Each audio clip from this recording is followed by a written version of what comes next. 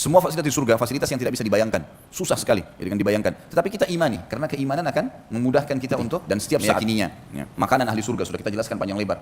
Buah, ada nama-nama seperti buah delima, buah kurma, buah anggur. Di dunia ada. Tapi ini cuma sama dari sisi nama. Bentuk, rasa, berbeda semuanya. Kurmanya besarnya seperti tempayan. Sebesar apapun, mungkin sekarang kalau kita lihat kurma paling besar, mungkin ambar. Itu seperti jari telunjuk seseorang di antara kita gitu kan. Ya mungkin digabungin 2 jari telunjuk itu maksimal. Nggak ada kurma yang lebih besar daripada itu. Tapi di akhirat satu buah kurma seperti tempayan. Yang dia makan bukan karena lapar, tapi dia sedang menikmatinya. Dia akan berhenti kalau dia ingin pindah ke kegiatan lain atau ke makanan lain. Nggak ada kenyang, nggak ada lapar. Sudah kita jelaskan masalah itu. Buah-buah anggur yang sangat besar dan tidak pernah habis. Buah di surga kalau dipetik keluar lagi, dipetik keluar lagi, nggak pernah habis. Nggak butuh tunggu waktu untuk itu. Nggak butuh tunggu waktu untuk supaya bisa tumbuh lagi.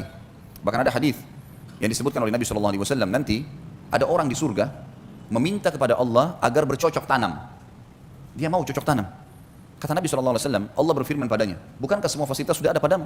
Semua pohon-pohon, semua jenis buah-buahan ada, bahkan di surga ada yang tidak mungkin ada di dunia.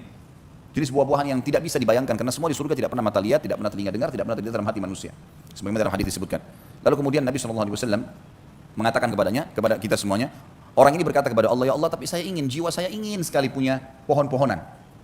Maka Allah Subhanahu Wa Taala memberikan kepadanya sebuah biji, yang biji itu ditanam oleh dia di tanah surga, kemudian tiba-tiba tumbuh menjadi pohon yang besar, tiba-tiba berbuah pada waktu itu juga. Sampai Nabi SAW sempat tersenyum pada saat itu, karena luar biasanya fasilitas di surga. Tidak butuh tunggu waktu, ditanamkan bibit tersebut, kemudian tiba-tiba jadi pohon besar, tiba-tiba berbuah dan tiba-tiba dinikmatin sama dia. Ada seorang Arab Badui hadir di majelis Nabi SAW berkata, ya Rasulullah, pasti itu orang Ansar.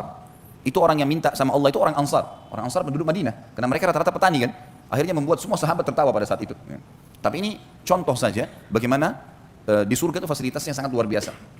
Batang-batang pohon yang sudah kita bahas pertemuan yang lalu, semuanya batang pohon kita di dunia umumnya memiliki kulit yang keras atau mungkin pun kulitnya lembut seperti pisang misalnya, tetapi juga basah dan segala macam hal yang mungkin memiliki banyak hal yang membuat manusia tidak ingin memegangnya, ada getah dan seterusnya. Tapi kalau di surga batang pohonnya emas, sulit dibayangkan, batang pohonnya emas tapi bisa berbuah, kuasa Allah Subhanahu Wa Taala, tidak ada yang mustahil, gitu kan? Dan kita tidak perlu heran hal-hal yang seperti ini teman-teman sekalian, karena Allah Maha Kuasa dan kita memang ini dasarnya manusia, anak Adam penghuni surga.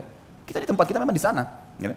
Ayah kita Adam AS diturunkan dengan istrinya Hawa ke muka bumi, kemudian akan kembali ke sana. Cuma sedikit cobaan di sini sekarang, ini loh perintahku kata Allah, untuk kembali ke tempat kalian, bahkan bisa meninggikan derajat-derajat kalian, lakukanlah ini, itu, dan seterusnya. Ya, ketaatan-ketaatan dan tinggalkan kemaksiatan. Tapi orang yang bangkang, tidak akan ke sana loh ya, tidak akan kembali ke tempatnya, dia akan kembali ke neraka, tempat siksaan yang sudah disiapkan sebagaimana sudah panjang lebar kita jelaskan.